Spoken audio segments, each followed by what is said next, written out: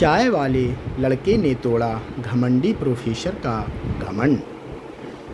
सोचिए, एक 15 साल का गरीब लड़का जिसके हाथों में किताबों की जगह चाय की केतली थी, अचानक यूनिवर्सिटी के सबसे घमंडी प्रोफेसर को सबके सामने गणित में हरा देता है। प्रोफेसर को यकीन ही नहीं होता कि जिस लड़के को उसने सड़क का मामूली चाय वाला समझकर अपमानित किया था, वही लड़का ऐसा सवाल हल कर देगा जिसे यूनिवर्सिटी के बड़े बड़े छात्र महीनों से नहीं सुलझा पाए थे। लेकिन कहानी यहीं ख़त्म नहीं होती। अगले दिन वही प्रोफेसर उस लड़के के लिए ऐसा सवाल तैयार करता है जिसे हल करना लगभग नामुमकिन था। उसे लगता है कि इस बार गरीब लड़के का घमंड नहीं बल्कि उसका सपना टूटेगा। लेकिन जब परीक्षा का परिणाम सामने आता है तो पूरा विश्वविद्यालय हिल जाता है। आखिर वह लड़का कौन था? उसने इतनी कठिन गणित कहाँ से सीखी थी? और क्या वह अपनी बीमार माँ की वजह से अपने सपने को छोड़ देगा? आज की कहानी आखिर तक ज़रूर सुनिए, क्योंकि इसका अंत आपको यह सोचने पर मजबूर कर देगा कि इंसान की असली पहचान उसके कपड़ों से नहीं, उसकी काबिलियत और मेहनत से होती है।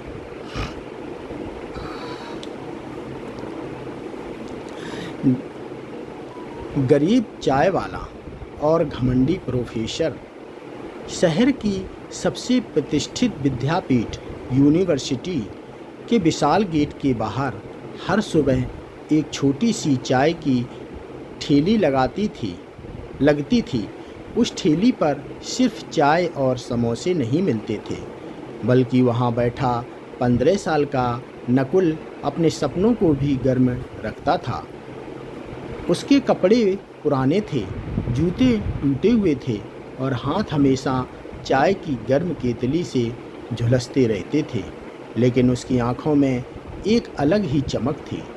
जब यूनिवर्सिटी के अमीर घरों के छात्र महंगी कारों से उतरकर अंदर जाते, नकुल उन्हें चाय देता और उनकी बातें ध्यान से सुनता। उसे पढ़ाई का इतना शौक़ था कि जब कोई छात्र पुराना अखबार या फटी हुई किताब कूड़े में फेंकता तो नकुल उसे उठा लाता। रात को अपनी छोटी सी झोपड़ी में वह उन्हीं किताबों के पन्ने पढ़ता और जो समझ नहीं आता उसे अगले दिन यूनिवर्सिटी के बाहर बैठकर दोबारा समझने की कोशिश करता।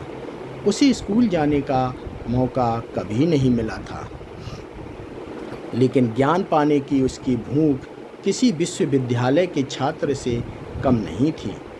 उसी यूनिवर्सिटी में प्रोफेसर श्रीकांत पढ़ाते थे। वे अपने विषय के बहुत प्रसिद्ध प्रोफेसर थे, लेकिन उनके अंदर एक बहुत बड़ी कमजोरी थी। उन्हें अपनी बुद्धिमत्ता और पद का घमंड था। उनका मानना था कि जिसके पास पैसा और अच्छी शिक्षा है वही वास्तव में बुद्धिमान हो सकता है। गरीब लोगों को वह हमेशा निजी नज़र से देखते थे। एक दिन यूनिवर्सिटी के लॉन में वे कुछ छात्रों को एडवांस गणित पढ़ा रहे थे। उन्होंने ब्लैक बोर्ड पर एक बहुत कठिन समीकरण लिखा और छात्रों से उसे हल करने को कहा। कई मिनट गुजर गए, लेकिन कोई भी छात्र उत्तर नहीं दे पाया। प्रोफेसर श्रीकांत गुस्से में बोले, तुम लोग लाखों रुपए खर्च करके यहाँ पढ़ने आते हो और एक साधारण सवाल तक हल नहीं कर सकते। तभी पीछे से नकुल की धीमी आवाज़ आई, सर, अगर तीसरे स्टेप में हम इस वैल्यू को दूसरी तरफ ले जाकर उसका चिन्ह बदल दें तो शायद सवाल आसानी से हल हो सकता है। प्रोफेसर ने पलट कर देखा।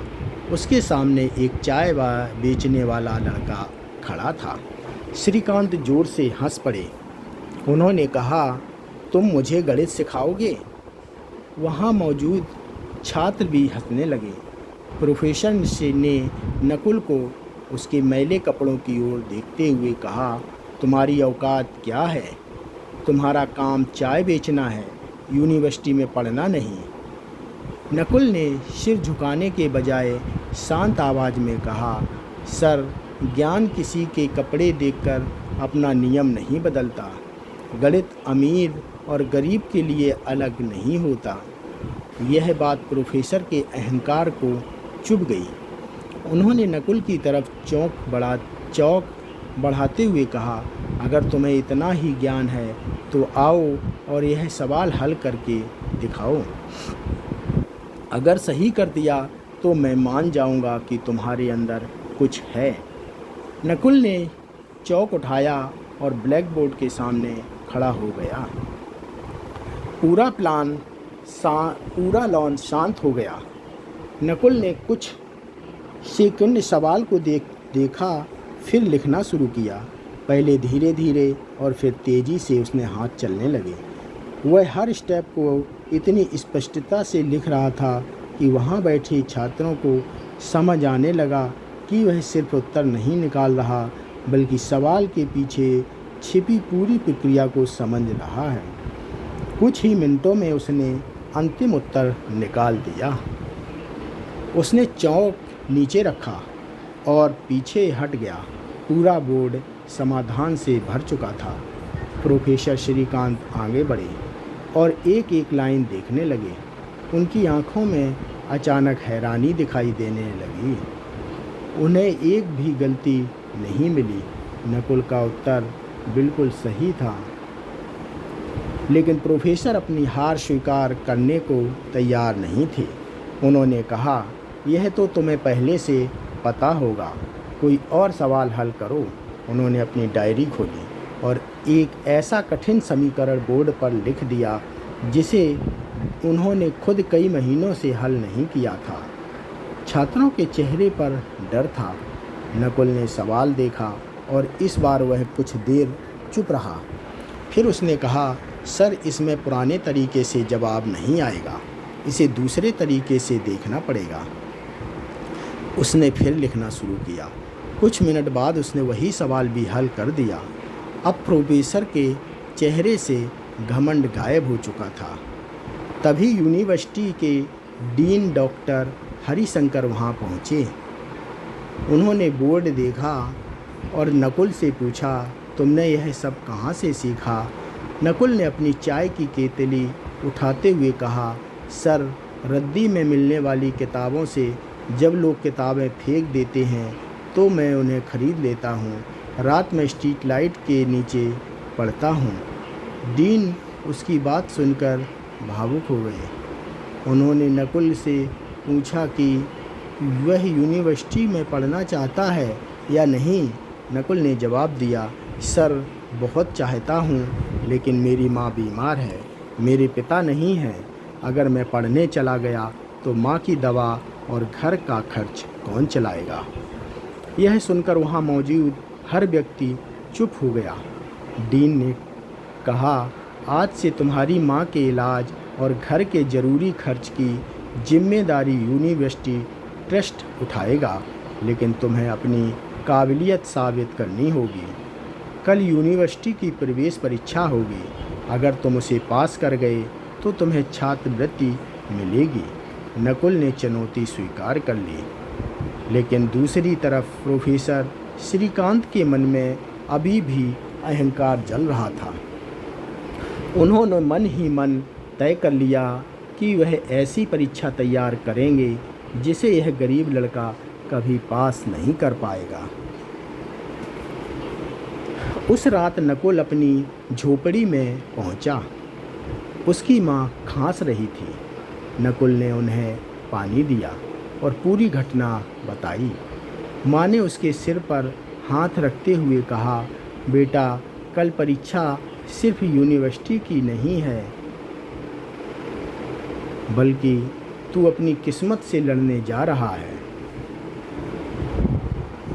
नकुल ने रात भर अपनी पुरानी किताबें पढ़ीं। बाहर सड़क की हल्की रोशनी उसकी झोपड़ी के अंदर आ रही थी और उसी रोशनी में वह मुश्किल सवाल हल करता रहा। उसे पता था कि सुबह होने वाली परीक्षा उसके जीवन की दिशा बदल सकती है। परीक्षा का परिणाम और प्रोफेसर का बदला हुआ दिल। अगली सुबह नकुल यूनिवर्सिटी पहुंचा। उसके हाथ में चाय की केतली नहीं बल्कि एक पुराना पेन था। बाकी छात्र महंगे कपड़े पहनकर आए थे, जबकि नकुल वही पुराने कपड़े पहने था। कुछ छात्र उसका मजाक उड़ाते हुए बोले, देखो, आज चाय वाला प्रोफेसर बनने आया है। नकुल ने किसी को जवाब नहीं दिया। उसकी नज़र सिर्फ परीक्षा हॉल के दरवाजे पर थी।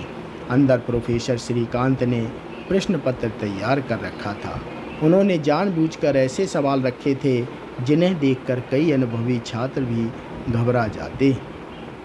प्रश्न पत्र बांटते हुए उन्होंने नकुल की तरफ देखकर कहा, अब दिखाओ अपनी काबिलियत।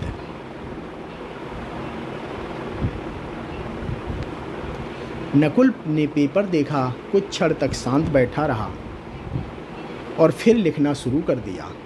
3 घंटे तक परीक्षा चली। बाकी छात्र बार बार घड़ी देख रहे थे, लेकिन नकुल लगातार लिखता रहा। वह सवालों को रटकर नहीं बल्कि समझकर हल कर रहा था। समय खत्म होने के बाद प्रोफेसर ने उसकी कॉपी सबसे पहले अपने हाथ में ली। उन्हें पूरा विश्वास था कि इस बार नकुल हार जाएगा, लेकिन जैसे जैसे वे कॉपी के पन्ने पलटते गए, उनके चेहरे का रंग बदलता गया। पहले हैरानी, फिर चिंता और आखिर में शर्म दिखाई देने लगी। नकुल ने हर सवाल का सही उत्तर दिया था। सिर्फ सही उत्तर ही नहीं, बल्कि उसने कुछ सवाल ऐसे तरीक़ों से हल किए थे कि जिन्हें देखकर प्रोफेसर खुद भी प्रभावित हो गए। डीन ने प्रोफेसर के चेहरे को देखकर पूछा, क्या हुआ श्रीकांत जी, कोई गलती मिली? प्रोफेसर चुप रहे। कुछ देर बाद परिणाम घोषित किया गया। डीन ने सभी छात्रों और शिक्षकों को बुलाया और कहा, आज हमारी यूनिवर्सिटी ने एक असाधारण प्रतिभा देखी है। नकुल ने प्रवेश परीक्षा में 100% अंक हासिल किए हैं। उसने यूनिवर्सिटी का पुराना रिकॉर्ड तोड़ दिया है। पूरा हॉल तालियों से गूंज उठा। नकुल की आंखों में आंसू आ गए। वह अपनी माँ को याद कर रहा था। प्रोफेसर श्रीकांत धीरे धीरे नकुल के पास आए। उनके चेहरे पर पहली बार अहंकार नहीं बल्कि शर्म थी। उन्होंने कहा, नकुल, मुझे माफ़ कर दो।